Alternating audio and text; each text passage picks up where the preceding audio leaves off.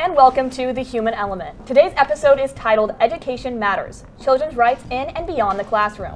I'm your host, Jaden Hill, and today we're diving into an essential and often overlooked topic, children's rights. Education is about more than just academics. It's about equity, emotional well-being, and ensuring every child, regardless of their background, has the tools to thrive. Today we'll take a closer look at these issues through many lenses, including foster care. To help us unpack this, I'm thrilled to be joined by two amazing guests. First, we have Dr. Megan Pavlovich, an instructor of curriculum and teaching, who brings us wealth of knowledge on how children's rights shapes education policies and practices. And joining us as well is Alyssa Cangelosi, a student majoring in journalism and minoring in psychology at the University of Kansas, with a special interest in education. She'll share her experiences and insights as someone preparing to step into the advocacy profession. Together, we'll explore not only the fundamental practices of children's rights in education, but also the unique challenges faced by foster children and the broader societal factors that impact learning. Let's jump in. Dr. Pav, Alyssa, welcome to The Human Element. Would you mind introducing yourselves to the audience? Tell us a little about who you are, what you do, and kind of the context of why you're here. All right, I'll jump in. I am Meg Pavlovich. And as you mentioned, I'm an instructor here at KU. I teach one class, CNT 100, which is Introduction to the Education Profession, which is how I know both of you. I've been an educator for 35 years. I did my undergrad and my master's here at KU as well as my doctorate program. And during the day, I work for an ed tech company and support district and school leader professional learning and development. Awesome, thank you so much. And you, Alyssa, tell us a little about yourself. Yeah, I'm Alyssa. I'm a senior here at KU.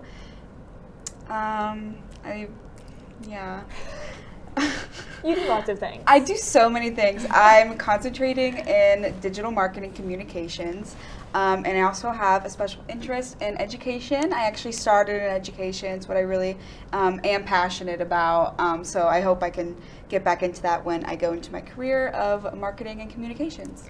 Perfect, awesome. So we're going to get started with our first question, which is actually for you, Dr. Pav. What are the fundamental principles of children's rights in education, and how do they shape teaching practices? Well, when you think about children's rights or human rights in general, children have the same general rights as adults, right? So if you look at the United Nations documents, it is about the right to an opportunity to live free and to realize your greatest potential. So really, as we think about education also being a part of that human right, if you look at that from that framework, that we have the opportunity to move through school with dignity, and that school gives us the opportunity to develop our whole selves and our whole humanity. Yeah, that's a great point. And for you, Alyssa, how have your experiences in college helped you understand the importance of upholding these rights? You've talked about journalism, you talked about sociology. There's a lot of different keys to this, and how do what you've been studying kind of plays into children's rights? This is a great question. Well, being in college has really, it's a very transitional period, and you get a lot of experiences that you wouldn't have ever really had. You meet a lot of different people. You see into a lot of different situations that I never saw when I was in high school and before that. And if I wasn't here, then I would have never seen how different kinds of people live their lives.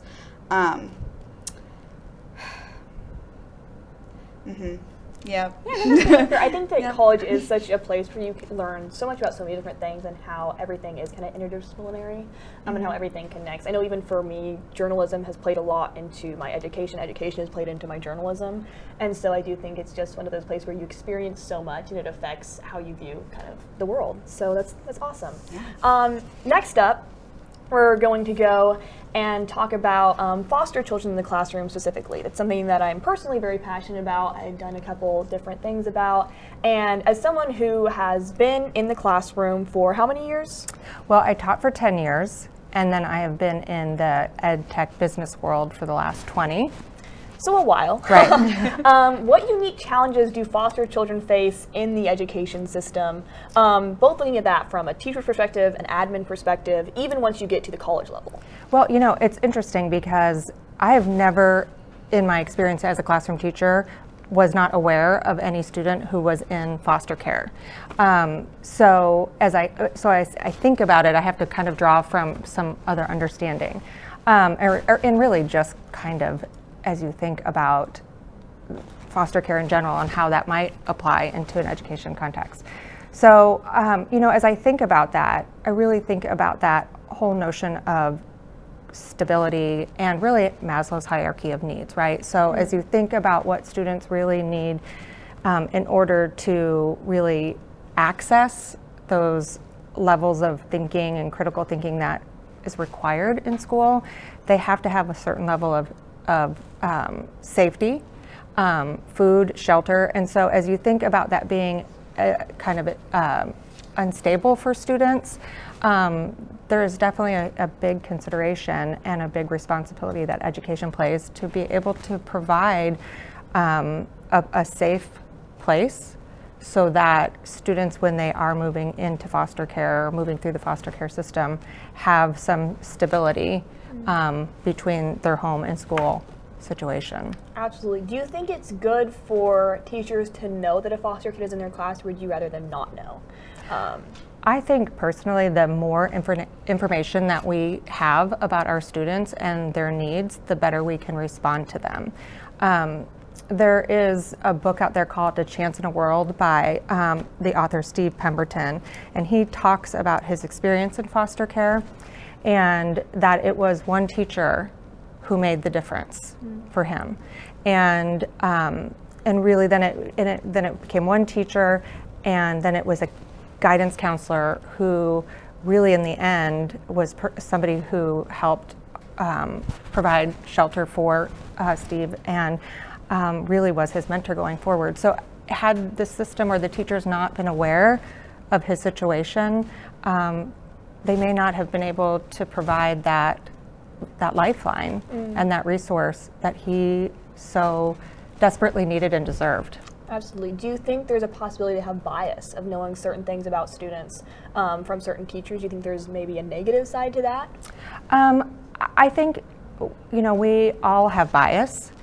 And as an educator, I think it's important to be aware of it. So when you know your bias is surfacing, to be able to challenge yourself or to have the type of trust within your system, within your professional learning community, within your leadership team, for those around you to be able to identify when you may not be aware of a bias. But I think it's really important, again, the more information we have to support a student, the more we can be compassionate and also ensure that they have what they need. We can misinterpret behavior in a lot of ways, and that just, I think, provides an insight into a particular student's thoughts, feelings, actions, and behavior that can really make a difference in the way a student is able to, really realize their potential.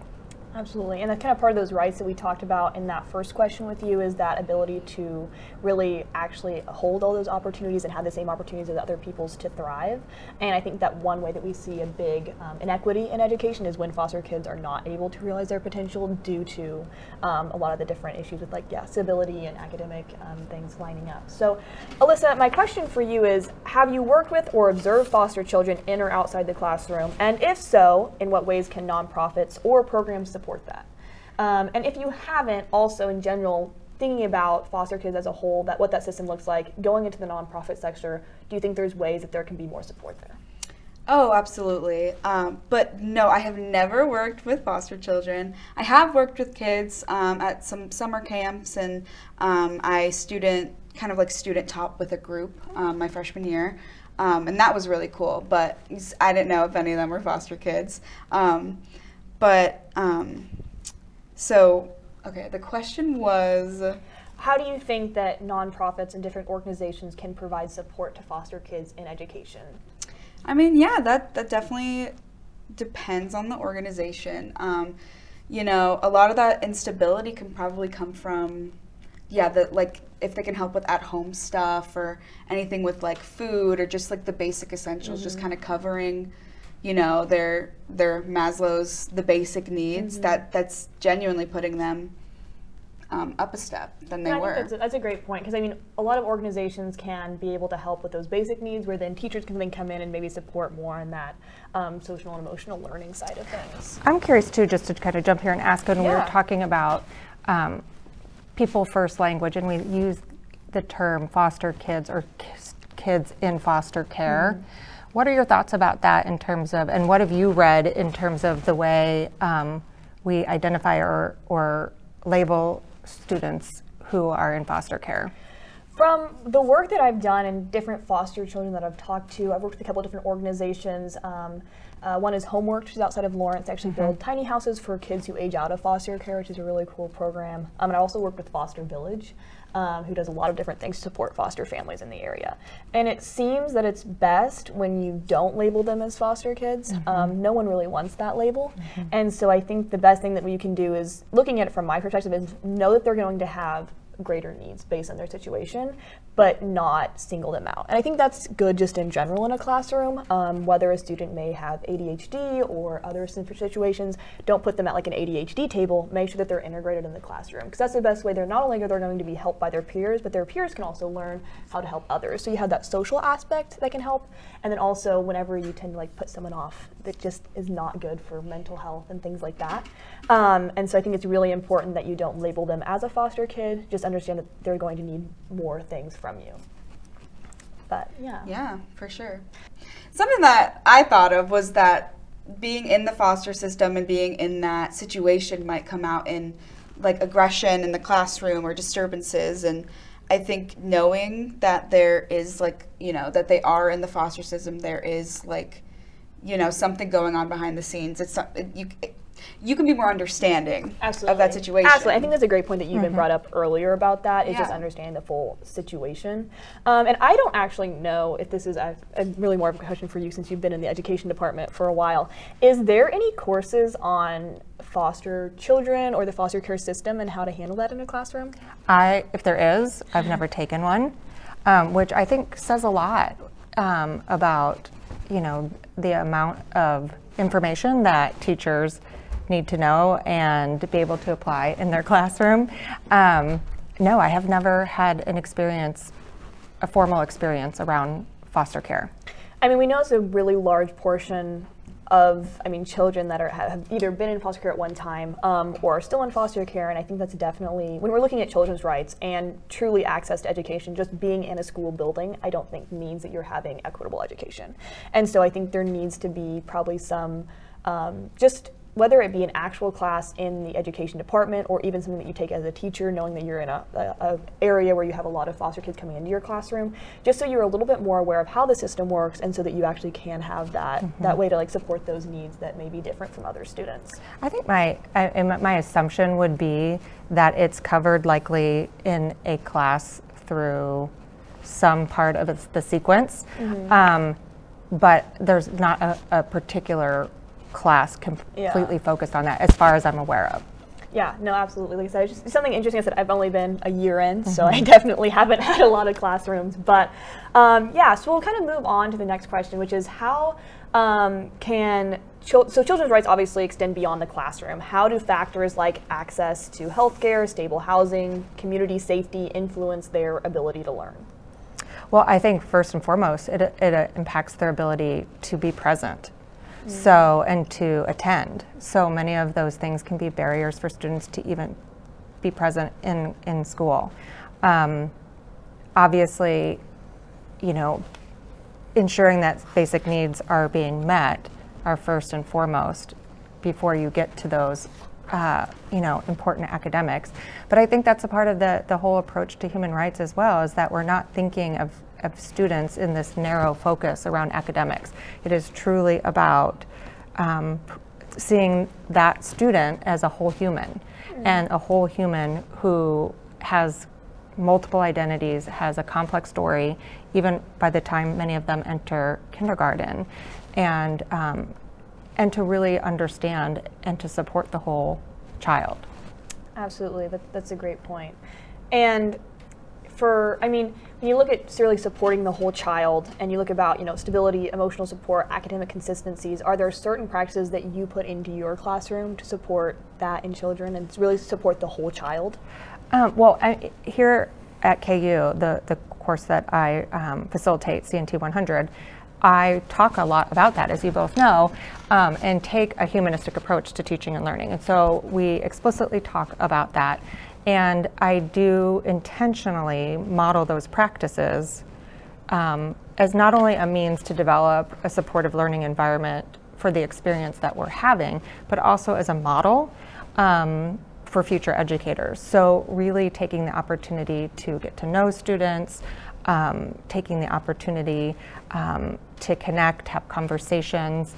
I think that's really such an important role of an educator, and I think we probably could all identify a teacher who made us feel seen and connected and supported, and what a difference that makes. And sometimes as teachers we don't necessarily know that we've had that impact on a student. We can only hope that that is our influence, but there are so many intentional practices that teachers can use within their classroom in order to create that sense of belonging and connection. As we know, and we've talked about this in class as well, we are neurobiologically wired for connection. And so if students feel a sense of disconnection based on their family dynamics, school can be a place where people really can have that really fundamental need met. Absolutely, that's a great point. I wanted to go back because Yeah. you said we all have a teacher that has made us feel seen, and I'm saying that's you for me, Dr. Babb, honestly. And that's why we're still connected after 4 years of time when I'm not even in education anymore, Yeah, but when I was in your class, I was going through a lot of different stuff behind the scenes. It was like there was a lot of instability for me going into my first year of college. It's something never experienced by me before, nothing I could even conceive. I thought I was going to do a lot better, to be honest. You did amazing. Yeah, I made it here, so that's cool. That's awesome. But I was coming to class, but I wasn't there. I wasn't there mentally, and I think that showed at some point. But we were able to connect, and I was able to find that comfort, and I started doing a lot better in class and just actually wanting to learn and be here for the reason I was here. Yeah. Yeah, I even remember when I was in your classroom, obviously I had a very deep connection with you. And I even remember as a student, obviously that connection makes so much difference in your work, because I would, I think my final paper was 27 pages. I think it was supposed to be 5. I'm literally not joking. It was a ridiculous. I believe it. I literally, I'm telling you, I think it was 10 to 20 pages over what the actual page limit was. And I think it's because I had that connection. I was I have all these things that I want to tell Dr. Pav, and so I need to get this final project. And just as a testament to show that I think that connection and seeing that student as a whole makes the student perform better. And for both of you, this question can be but also for you specifically, because you're going to go into nonprofits and advocacy. Children's rights extend obviously beyond the classroom, but is there a way that you can reach children inside the classroom or outside the classroom as an organization to provide that support? Because we know there's a lot of organizations that provide support to kids, but how do you actually connect them to those organizations? I don't know if either of you guys have a way to do that. I just know that even for foster kids in general, there's a lot of programs. A lot of people know that it's an issue, but are foster children actually able to access that? And is accessibility, there's just so much to accessibility and whether they even know about it. And then also if they have the confidence to follow that, I think is a huge thing. So yeah, for both of you, do you think there's good ways for organizations to connect? I'll tell you right now, I have no idea.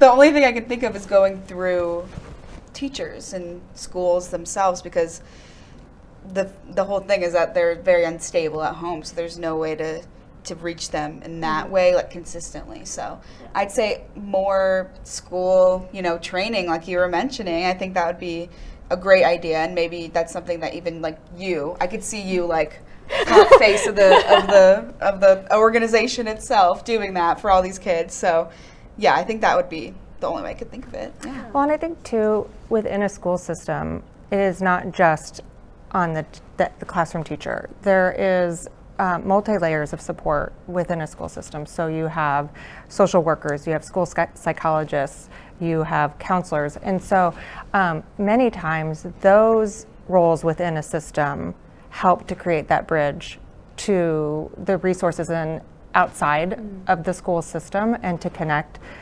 families and students with those resources. But thinking about that whole notion of access, it can be accessible, yet if we're not ensuring that students' access is not sufficient, right? So we just have to think about the systems that are in place to ensure that students have the opportunity that they really need and deserve. So again, it's the whole notion of advocacy. So who is your advocate? And many people, unintentionally find an advocate, like Steve Pemberton in the story I mentioned.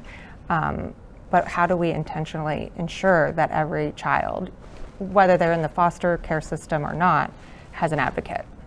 And how do you think that out-of-school programs play into this? We know that children who are in out-of-school programs tend to do better academically, tend to be more involved overall, tend to have better mental health. Do you think that an after-school program, like specifically for foster kids or certain groups of individuals, is good, or do you think it's better to have after-school programs just for everybody? Like, what is your view on after-school programs? Kind of give me a rundown what you think there, and support for kids. Well, I think in general, any opportunity to connect with peers in a social way, an opportunity to be a part of a team or a group, I think is beneficial. There's a lot of skills and competencies that people learn in those environments.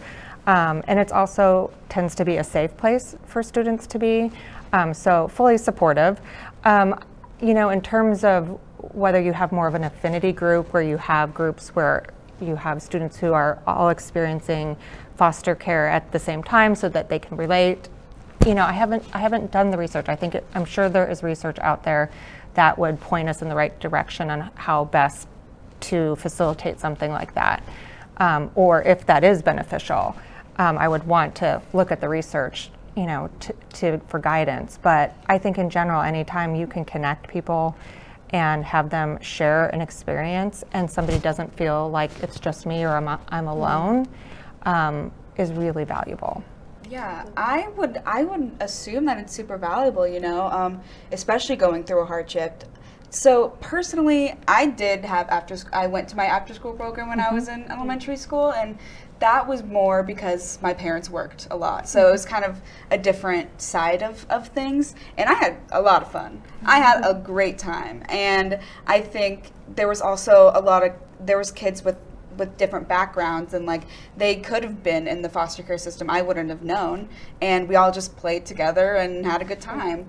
I think what kind of sucks is that the schools and the areas that need the foster care, I feel like the most, are not getting that support and funding from their community and from the government.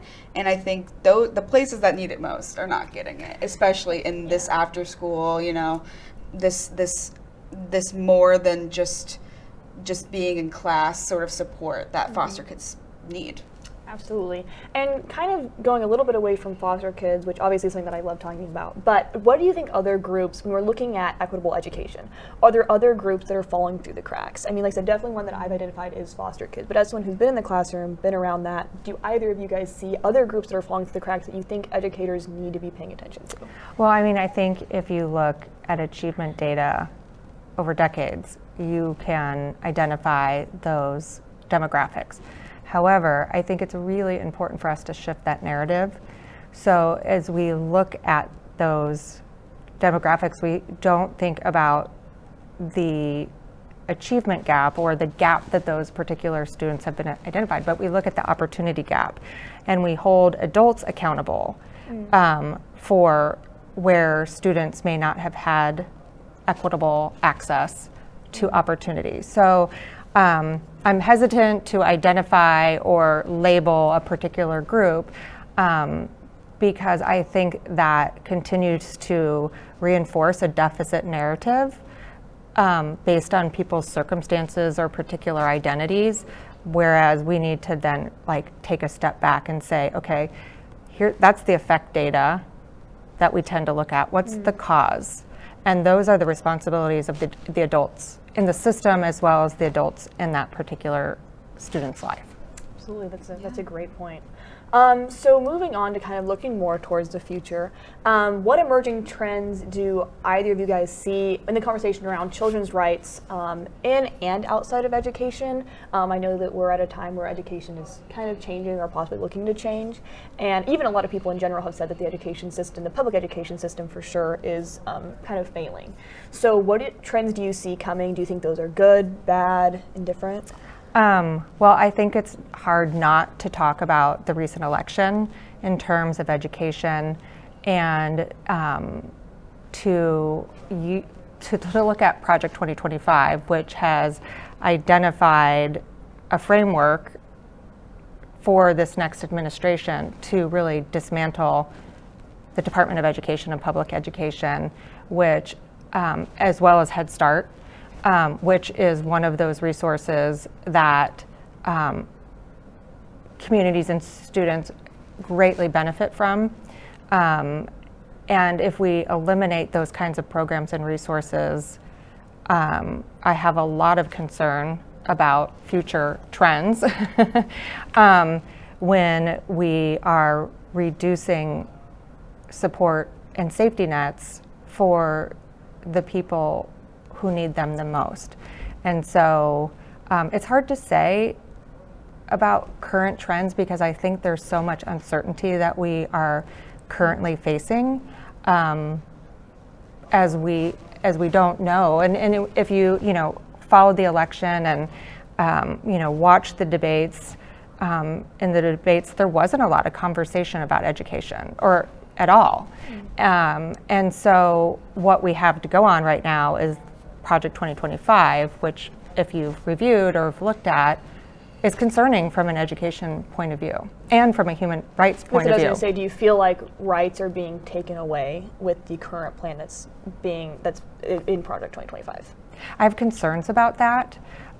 So for example, I know in certain places where there has been policy or practices which have tried or have eliminated certain books in schools. The result of that is, and I was speaking to a teacher recently in Florida, and in the school that she is working in, because of teachers' concerns of how to appropriately comply with that legislation, they just pulled all of the books from their classroom, so no classroom library. And in that particular school, they were also did not have a media specialist. So for most of the students for that school year, didn't have access to a library or books. And for many students, we know that that is a window, a door, and a mirror. And so when you think about human rights being about developing and providing opportunities for people to realize their greatest potential, and we limit resources for them to see the world outside of, their individual environment, I do have a lot of concerns about how that shifts our entire culture and society. Yeah, absolutely. And just taking away books and other things like that has been problematic, historically speaking. Right. And so there's definitely concern there. Coming from more of a university standpoint, do you see things being taught in college classrooms that you think are trends that may go into education or anything like that? Trends as in? Because obviously when we look back at the 2000s, we have No Child Left Behind. Mm-hmm. That came from kind of a trend of people looking at data at universities and saying, okay, there's a gap here. And that is, I think, kind of looking at that gap mindset that you're talking about. Has there been things in any classes that you feel like people are moving towards in education or away from or anything like that? And obviously I know that you're not necessarily in the education department, but just anything overall that you kind of notice. In my experience, I guess things are getting more personal, maybe in a way. but also just more confusing. I feel like in my experience, more personal, definitely because of the level I'm at and how, and when I'm in like my sociology, psychology, journalism, a lot of us share very similar views, and so we're able to discuss those kind of things freely.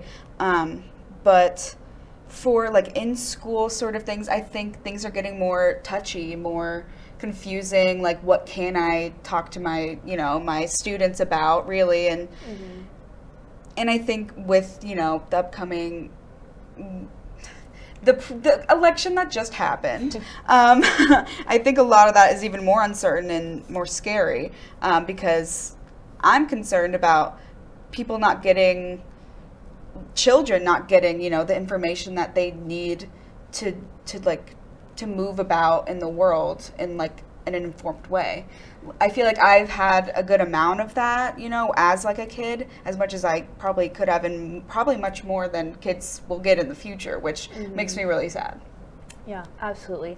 And we've been through kind of a lot of different questions, and just kind of to summarize for the audience, kind of especially for you, Dr. Pav, what does a right to education look like for you?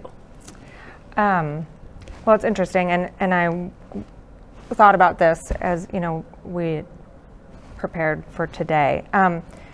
Dr. Chris Emdin, who is somebody I look to his work, in his book Ratchetdemic, he talks about the rights of students, or the right, and I brought it to share just because to me it's something that really does, I think, speak to human rights, but also seeing people's humanity. But students having the right to be here as you are, the right to feel, the right to act, the right to love and to be loved, the right to speak, the right to see, and the right to know. And I think that really captures that humanistic approach to teaching and learning that honors people's humanity. And when you honor people's humanity, when you see so deeply into somebody else, you see yourself, that allows for a type of authenticity that creates the space for people to be free. And so I think as we think about these practices, liberatory practices, to me, that's what it's all about. Yeah, absolutely. And then honestly, this is for both of you. What message would you share with educators, policymakers, and communities about ensuring children's rights and that they're respected in all areas of their lives? And that's a broad concept. Said that's educators, policymakers, communities, everyone in general. And when we're looking at children's rights, obviously one important factor we have to think about is children often can't advocate for themselves. So I think advocacy is a huge part of that. I know for me, whether that be in schools, whether that be policymakers, there needs to be someone advocating for each child and their rights, because they often can't do that themselves. But beyond even just advocacy, what are ways that we can ensure children's rights are respected and that we respect them? I feel like what we kind of all forget so easily is that we were all children. Like, every child is going to grow up to be a person that contributes to the world and sit right here and do the things that we're doing just in the future. And I think since being like, like policymakers and people in communities who maybe don't have children, like, it's really easy to forget that, especially if you don't work with them, if you're not seeing them. So just having that humanity and being like, oh wait, I should care about giving a child the best opportunity that they can have, and more than opportunity, but the resources and the support and the right to thrive. Absolutely. Such a big question. I think it goes back. I have to really reflect on my own values and beliefs, but it goes back to this whole idea that I'm not free until we're all free. And that includes my own children, it includes my students, it includes the students I may never know, it includes all children, all beings, right? And so I think education is a means to liberation. And so it's really advocating to prioritize and value education in our system, which I know, we as as a country, we have struggled with valuing educators and education. And of course, I am concerned as we move into this next administration that the prioritization of education may not be there. And so for people who strongly believe in education, it's, I think, and we've talked about this in class too, it's as an educator or as a community member, it is about being aware of every election at every level of government to be able to advocate for what you strongly believe. So whatever that might be, for me, and I know we share this, it's that belief around children and education. And so it's activating our power through voting and our voice to help continue to really underscore the importance of the work, because it really impacts all of us. Absolutely. And that's another reason why education is so important, because, you know, like if you don't know things about like local government and all that, like being educated and making that information accessible is so important. Because it's honestly quite hard to like dig through all of the jargon and all of the things and make time in your schedule to go vote and know what you're voting for, and having just like a community making an effort to make that information accessible is liberation. Absolutely. Well, again, thank you both so much. And we've talked about today, from classrooms to communities, ensuring children's rights is a collective effort. Today's conversation reminds us that it is extremely important to support all children, especially those who are most vulnerable, like foster children. So I want to thank you guys all for tuning in on this extremely important topic. I'm so excited that I had both of you here today. Don't forget to tune in to next week's episode, Shelter, Safety, and Society, a human rights perspective, where we will address issues like housing, place, and standard of living. I will see you then. This podcast is supported by the University of Kansas School of Journalism and Mass Communication.